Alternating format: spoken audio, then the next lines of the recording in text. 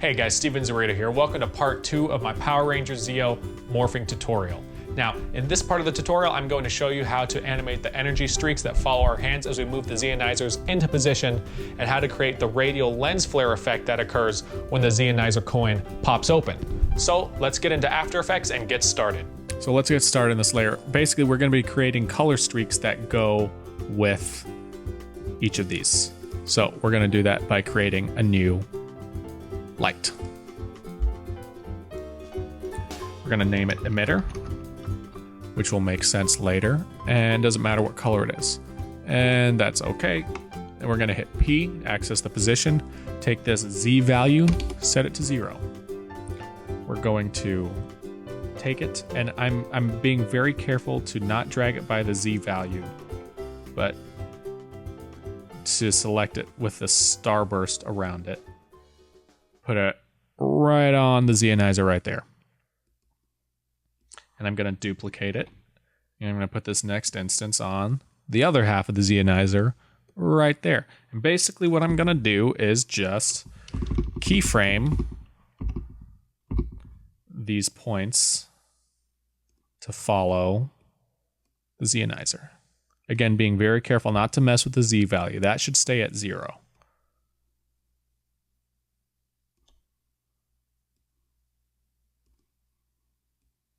So I'm going to go through this keyframing, and we'll come back to when I'm done. And feel free to use Easy Ease keyframes. Once you start getting better with Easy Ease, you can tell when to use them and when to use regular keyframes. And then also, before I leave you, you can take this and adjust the bevel on these motion paths, and you'll actually be able to do more with less keyframes. If that makes sense, because you can adjust the motion path curve. All right, I'm going to keep keyframing this. I'll see you in just a second. All right, so you're probably wondering, what's the point of keyframing these emitter lights to follow? And I also ended them right here just to keep the timeline neat. Well, the point is you then make a particular layer. And I literally mean a particular layer. We're going to call it particular. That's how particular I am. I also particularly want you to go to Trapcode and click on Trapcode Particular in particular. All right, enough of the puns. Okay, so you're really going to need Trapcode Particular to do this. You could, if you don't have Trapcode Particular, you could, do this with nulls instead of emitters. Or actually, you could probably leave them as emitters. Video Copilot has a really cool tutorial on how to parent the position of the particles in the stock particle simulator, Particle World. You could use that tutorial to parent it to the emitters, but we're using particular so we don't have to mess with all those expressions. So basically, in particular, we're going to click emitter type light, and it will only work on lights labeled with emitter or whatever else you set it to, but the default's emitter, so I called them emitter. And we have all these fancy particles just flipping all over the place. It doesn't look like anything at all. Actually looks kind of cool, but let's modify this. We're going to go to velocity, set it to 0. Velocity random, also 0. Distribution 0. Velocity from motion 0. You're starting to get the idea. Let's set all these down. And let's see, position subframe 10 times linear. Actually, let's go 10 times smooth. There we go. And we're going to increase the particles per second a ton so we get these nice clean streaks. Maybe you're starting to see what I'm getting at here. But basically, we're going to trace the Zeonizer motions through the frame.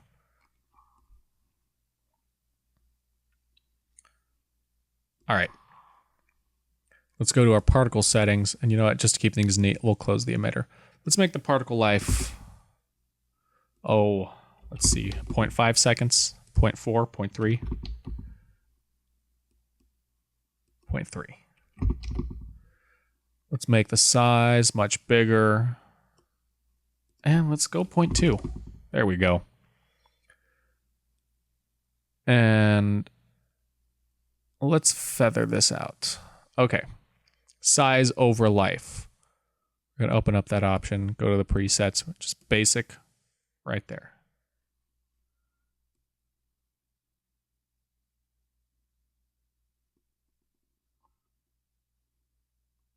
All right, we're getting somewhere. We're getting somewhere.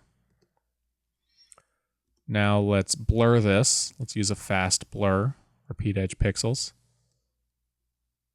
Somewhere like that. All right, let's go to color correction. We're going to go to colorama. We're going to kind of simulate the glow from the lightning we did earlier without doing all those fancy extra layers. And we don't actually need it to look exactly as fancy. So we're going to go to input phase. We're going to input set to alpha. So it's going to get information from the alpha, basically how opaque it is. And we're going to use that and set it to ramp gray. So we have white in the middle, black at the very end where it's transparent. And when it's fully transparent, it disappears entirely. Then we're going to go to effect, color correction, color balance. Do the same thing. 100, 75. And yeah, let's blur this out even more. There we go. So it's very blob-like. Now, you're probably thinking, why do I need colorama? Can't I just add the color balance once I have the particles and the blur?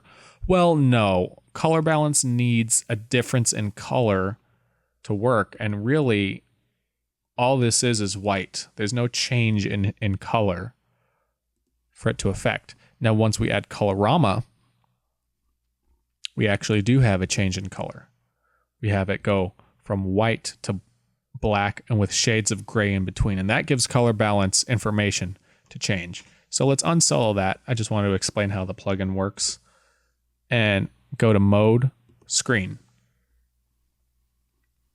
And you know what? That's probably a little too big. Let's decrease the size and decrease the blurriness. There we go.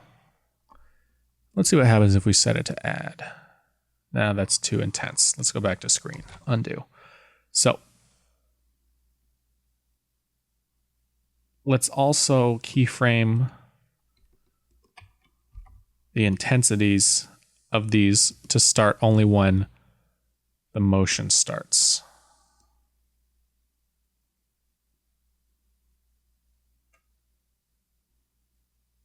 All right, let's set a keyframe there for 100%. And let's make it 0 right there. So boom, notice the other Zeonizer hasn't started really moving yet. So we're gonna set a keyframe there, set it to 0. Stopwatch for the keyframe. Move forward a couple frames, set it to 100. So the light streak only appears once Mike's hands start moving.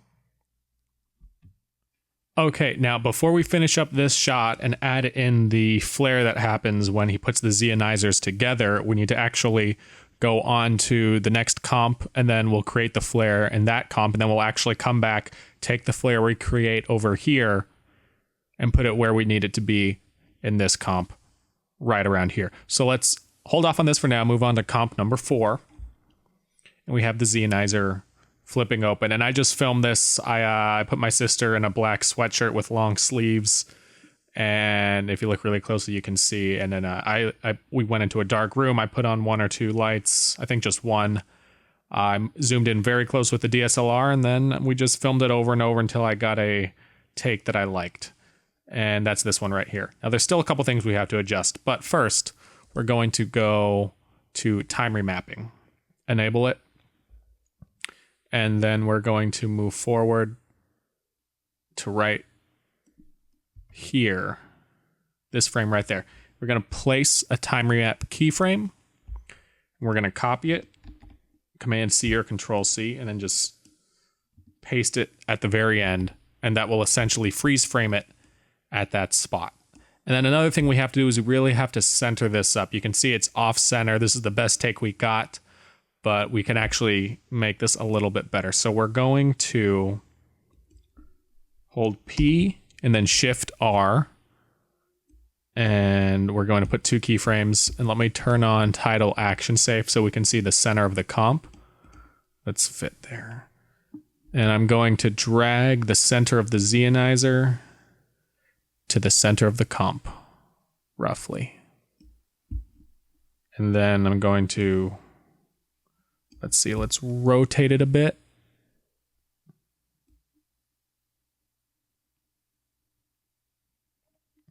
Just so that way that Zeonizer is a little more level. And then let's move again to adjust. There's good. And then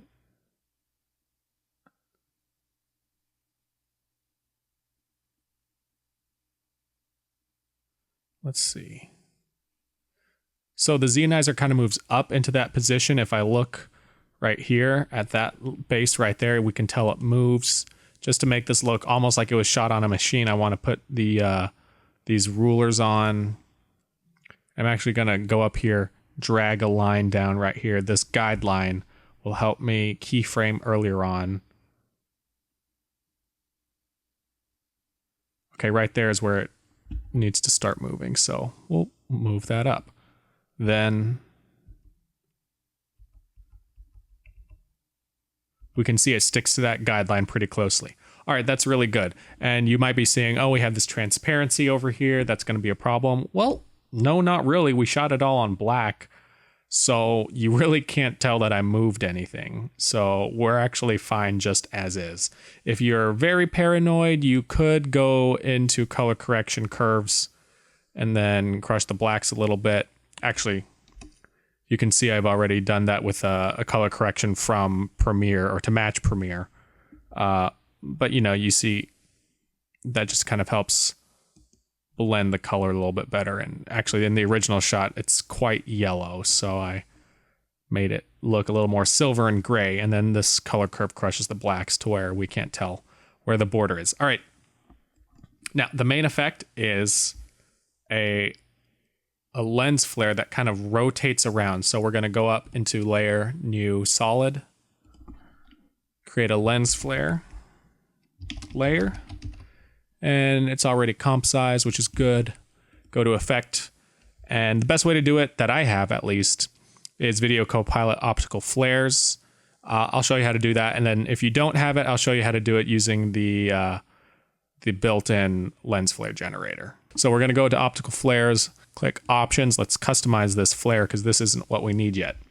So we're looking for a flare called Green Goblin, and that's over in the Motion Graphics preset. We'll select Green Goblin, and let's stretch it out because we have some elements I want to get rid of, mainly all this stuff. I just want to keep this main part of the flare. So I'm going to go in and start hiding these multi-iris layers. And then let's see. We have this streak.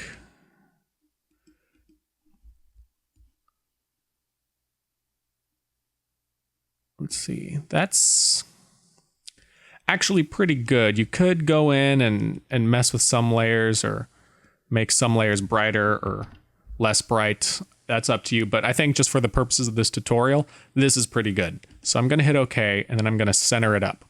And I could drag it to the center of the comp right here. But we actually need to see exactly where it needs to go by setting the transfer mode to screen, which it pretty much is in the center of the comp right there. Let's set it to add. I want this to be harsh. Okay, we'll adjust that more in a bit. But before I move on, let me show you how to make a flare that you can use using just the built-in lens flare if you don't have optical flares. Okay, so effect, generate, lens flare. And you have several options. And by several, I mean 3. So not really a lot to work with, but the 50 to 30 millimeter zoom is as good as you got. You can center it up. Go to color correction, tint. And then we're just going to make our own color curve balance. Let's go to green, bump that up. And in the blues, let's really bump the highlights up. And then the midtones and shadows will bring back. And, oh, let's see. It's not great, but it will get the idea across. You can mess around with some blurs to see if any of those will help you out. Let's try radial blur. Make sure it's set to straight zoom.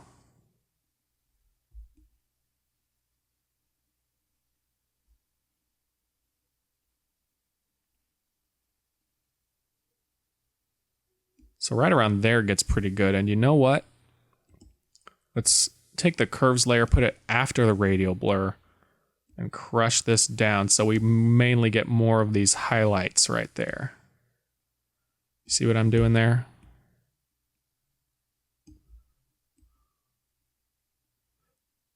There we go. That way these light rays are a little more visible.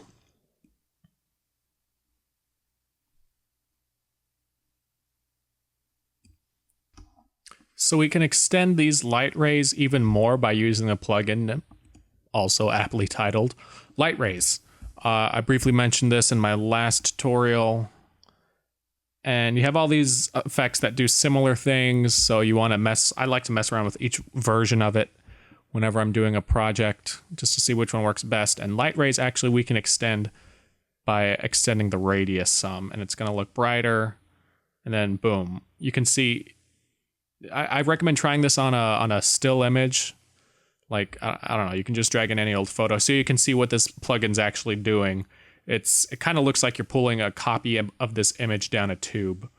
But yeah, basically that for us right now extends these light rays, which is pretty handy. So that's how you can get a nice, decent looking flare using just the built-in plugins. But I'm going to go through the rest of this tutorial using the Video Copilot plugin, just because that's what I used in the original effect. So I'm going to delete those and then turn the switch back on for optical flares. So let's turn that back off. And let's mess with the scale and the brightness. We're going to move this up. Now it's looking kind of washed out. So what I want to do is I want to go to color correction curves. I'm going to crush these down and make kind of a contrast curve right there. And then let's keep adjusting just to get exactly the flare that we want. Now it's more the light rays we want to see than anything being blown out. So that's why I'm messing with both scale and brightness. And that's pretty good right there. Okay, so next thing I want to do, in the original effect, it's more of a still image that they animate around. Since this is After Effects and it's so easy, I want to animate the evolution. So I'm going to alt-click the stopwatch, type in time times 360. It's a pretty high number because this is going to be pretty energetic. And you know what? When I have this on, then I can see the edge of my layer right there. So you know what? Let's turn that off and fix that. So what I'm going to do is let's go create a new solid and actually just sample this color right here. It might not be exactly black, and look, it's not. So let's make that the background BG. We're just going to put that underneath everything. So when I turn my lens flare back on, I can't see the edge as well. We can still see it if we look very closely right here, but it's actually a lot's happening, so we can't really worry. We don't have to worry too much about it. The next thing we're going to do is make it to where this lens flare kind of animates on radially. Now, there's a couple ways to do that, but with how complex the effect is, you can't just go slap on some sort of radial transition that you might find in a preset. We're going to have to create a couple of mats. So let's create a radial mat. And we're going to need this to be pretty big because we're going to warp it around some. So let's see, 2300 by 2300. And that essentially creates a large square that's larger than the entire frame. Okay. Now, I've just taken the mask tool and drawn a rectangular mask, and you might be wondering what I'm up to. Well, let me show you what I'm doing. we're going to go to Effect, Distort, Polar Coordinates. We're going to go select Rectangular to Polar, Interpolation 0 to 100. So that's turned this rectangle into, well, it looks like a triangle that's emanating from directly in the center. And if I double click on my mask, which is still a rectangle, and I move it around, you can see interesting things are starting to happen as it animates the edges of that radial mask. And if I move it around, you can see instead of moving just from left to right, it's actually moving clockwise or counterclockwise around the circle because I've used polar coordinates. Now, watch what happens when I go to my lens flare and I select alpha matte. Well, now we can only see the lens flare in the area where the mask is. And since it's radial and the lens flare is in itself radial because it emanates from the center, we have this very interesting effect. So all we have to do is just make a bunch of masks and animate them around. And I'm not a fan of this harsh edge, so if I hit MM, I can actually feather it out a couple pixels. And the feather gets more pronounced the farther away you get. Just so that way it kind of matches with the light rays a little bit more. And also, if you look very closely in the show, it doesn't just emanate from dead center, it actually emanates from these outer rings of the Zeonizer. So, if I select the top, move it down, let me zoom back in, and then zoom back, or pull this back up, I can actually source it on one of these outer rings. So, we're going to create this right when the Zeonizer opens, which is right there. So basically, let's animate this mask. So I brought it in nice and thin, keyframe the mask path, and I'm also going to begin these two layers on this frame, Alt begin bracket, and let's colorize them green, just that way I can differentiate them a little bit better. And we'll move to the end of the shot and animate this guy all the way around. And let's open him up.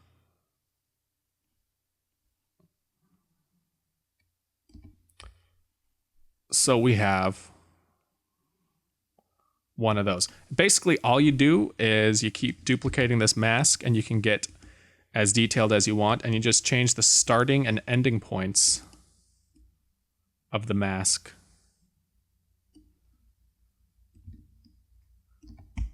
to look exactly how you would like it.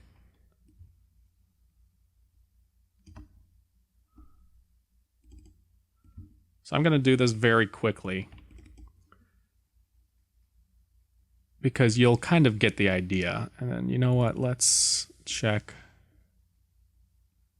Make sure these stay. Since everything isn't perfectly dead center, you do have to adjust this property some just to make sure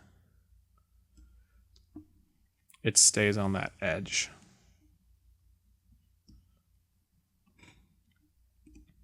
Oh, let's do one more just for kicks. And this one's actually going to appear in the middle.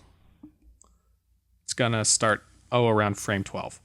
Just that way I can show you one thing you'll do as you make this as complicated as you want, if you want to go a little bit more complicated. If you keyframe mask opacity and move forward, backwards one frame and set it to 0, it basically turns that mask path off. So you can see I'm moving it around and you see it over here on the left side, but when I move backwards a frame, it disappears. So in case you want to have any of these light rays appear later on during the effect. And also, just to make this a little more interesting, let's have this one start from this outer ring right there. So if I scroll this down, and then let's whip him around all the way to the bottom, because there's not really anything happening there.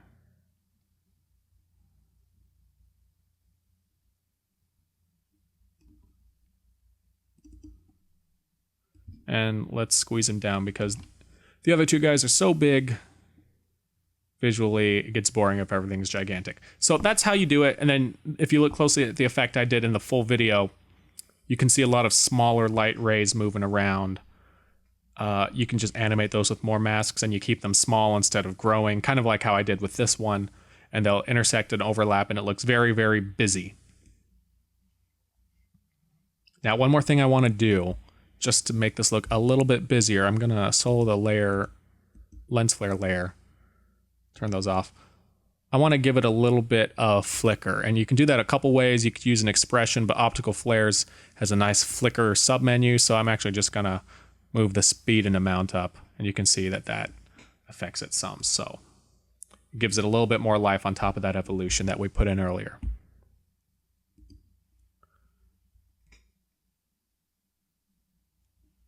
All right, that's looking pretty good. Now, like I said, you can get as complicated as you want and add as many or as few of these radial masks as you'd like. You get the idea. The next thing I'm going to do is actually add in one more lens flare, and this wasn't really in the original show, but I like it, and it helps blend the effect in my opinion. Let's duplicate this lens flare, and I'm actually going to move it down here to the bottom for a second so I can remove the track mat, just to keep things neat and tidy. Put it back up top. And I'm going to keep everything, except I'm going to shrink the scale way down. So that way we basically just have a nice lens flare dead center in the frame. And then you can do a cool animation. You can keyframe the brightness up, go to the end, and just move it up to 170. Just that way you have something cool happening as that's flickering around. And that's basically how you do the effect of the Zeonizer opening up. All right, so that's the effect. I've went and added one or two extra radial masks just to give it a little bit more detail, but you get the idea. That's basically how you do the effect, and you can mess with these effects. If it looks too busy, you can lower some of the flicker or the evolution if you'd like, or you can make more or fewer of these radial masks. It's up to you, but that's basically how you do the effect. It's pretty easy, but very effective and very cool, in my opinion. Now, the next thing we have to do is take this effect that we've created and put it back in our previous comp. So let's actually copy these two layers right here. Go back to number 3. I remember my old calculus teacher in high school said, work smarter, not harder. And we're going to do exactly that. We're going to paste them, move them to this point. So I'm going to select my lens flare, keyframe the position, and we actually have to move forward a couple more frames to wait for the Zeonizer to open right there. So let's begin this right there. And we're going to lose the lens flare for a second, but just hold on and trust me. I'm going to keyframe the position to right in the center of our Zeonizer, and then move our radial mat to match. And we have all this detail with it, you know, these are on outer edges of the Zeonizer. I'm actually going to just make them all encompass the entire radius instead of starting on an outer edge. So I'm actually going to kind of cheat and extend all these. I know I'm extending these past where the layer actually begins and ends, but, you know, it gets the job done. You don't have to extend it exactly to that border. If we go past, it's just as good. So this makes sure our lens flare radial effect begins dead center, and it'll be a lot easier to block out our Zeonizer, because I think the way they originally used this in the show was it's so hard to get this Zeonizer to open up exactly when you want it to, that they would throw this effect on top of everything to make it look really cool, but also hide the fact that they didn't line up the Zeonizer properly. So let's keyframe the position because I know that that's going to move. And we have the keyframe for the position right there as well. And you know what? Let's do a nice expression just to make this easier. I'm going to alt-click on the radial map layer position, pick whip over to the position XY of the lens flare. So wherever I move the lens flare, the radial mat will go to follow, so that way the effect stays intact. So I'm going to move forward to the end here, move this down, and you can see that the radial matte follows, which is very, very handy. It saves us a lot of time. And we got this guy right there. He's still not where he needs to be. Let's see which one that is. Are you the culprit? Yes, you are. I'm just going to extend these a little more.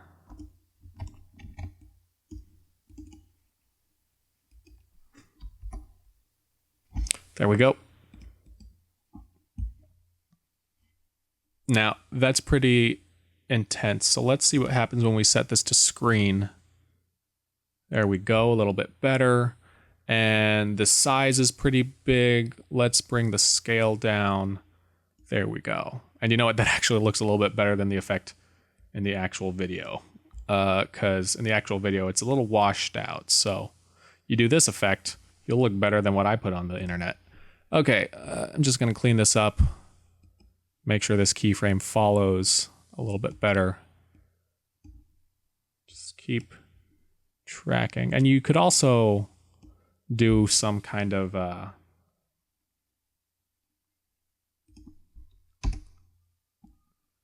motion track if you want to really get precise and then extrapolate the data from your null. All right. Now that looks a little slow for my taste, so I'm going to actually take the radial matte. These keyframes extend past the end of the comp. Let me squeeze them in here, move this back, and then put them there. So basically they have to move quicker because I moved the keyframes a little closer together. All right, that looks pretty good. Now, make sure that you have the motion blur comp on, or motion blur switch on for your radial matte layers in both comps, just to help it look a little bit better, especially with the faster motion. It'll just kind of blend better, in my opinion. All right, last thing we're going to do here is go to the last frames of these two light layers we made earlier. Set a keyframe on the intensity, move forward a frame, and then just set them both down to 0. That way we don't have any extra particles just kind of generating from a lack of motion right there. And then we can focus on the cool lens flare effect we just made. So that should about do it. Now that's the end of this part, but I got a question since part 1 of this tutorial about making different shapes for the Zeonizer appearing. I showed you how to make a triangle. I got a comment asking, how do I make like a star if I want to make the star like the Red Ranger uses? Well, let me go in and show you. So let me turn off all these adjustment layers. I'm just using the comp I used in the last tutorial. And okay, so here we have our triangle. If you remember, I made all these. Let me turn off the vector blur and displacement just so you can see a little bit better. Let's turn these off, these extra lightning layers. We just have that original advanced lightning layer that we made. And remember, just a quick review, I duplicated it, and in the second instance, I selected composite on original. Now what you do from here to make the triangle, to make any kind of shape you want, is you move it over, and then you just duplicate again, and then you move it over. So you can see that, let's see if I go back to having one instance of lightning. If I'm going to make a star, I can have the edges right here, select duplicate, and then select composite on original. Duplicate, duplicate. Since I have composite on original, it's just going to keep adding to it automatically. Then I can just move the lines around. And I'm doing this very quickly. You can get precise using the grid layer if you'd like to, but that's how you would make a star shape. You just kind of draw it out. Or, I mean, you can literally make anything. You can make the Adam has a cool, his shape is just a rectangle, very easy to make. Composite on original.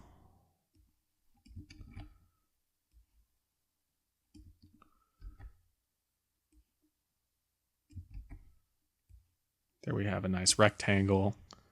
You could create your own Zeo Ranger. You can make like a house. You know, everybody likes a fun little house. You can make a house shape. You can make a chimney. You can make windows. You get the idea. So that's how you would do that. And then the other question I got was, how do I make a circle? Well, I actually kind of showed you how to do that, and we're going to use a plugin we used already in this tutorial. First, let's line up our lightning lines. And actually, we want these to be on the edges of the frame. And this is going to be a two-way strike. So it's going both ways.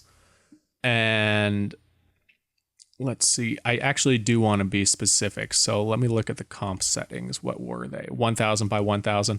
So I want this to be at exactly 1000. And I want this to be exactly at 0. And I want both of these to be exactly at the halfway point in terms of height, 500. Just that way we get as much as possible out of this effect. So generate, distort polar coordinates. Rectangular to polar. And that's how you make a lightning circle. And in my opinion, you can actually turn on the forking because, turn it up, because since it kind of warps it down, you lose some detail. So you're going to add in a little bit of extra detail just to make it blend in. And then that's how you make a circle. And then if you want to make Tanya's shape, which is 2 circles, you just duplicate it. Go to your scale properties and just scale them down. Let's see. And you move them up and down. And that's how you make 2 circles. All right, that's it for this part. In the next one, I'm going to show you how to materialize the energy grid and suits onto us, because we're going to be finally doing the actual morph. So subscribe so you don't miss that part. I know that's what you came here for. And if you have any questions about anything that I covered in this part of the series, please let me know in the comments below so I can answer those for you. And please give me a thumbs up if you learned anything in this tutorial, because that really helps me out as well. So please subscribe for all the nerdy vids and laughs I upload for you guys here on this channel every Thursday, and I'll see you guys next time. I'm Steven Zurita, thanks for watching, and punch it!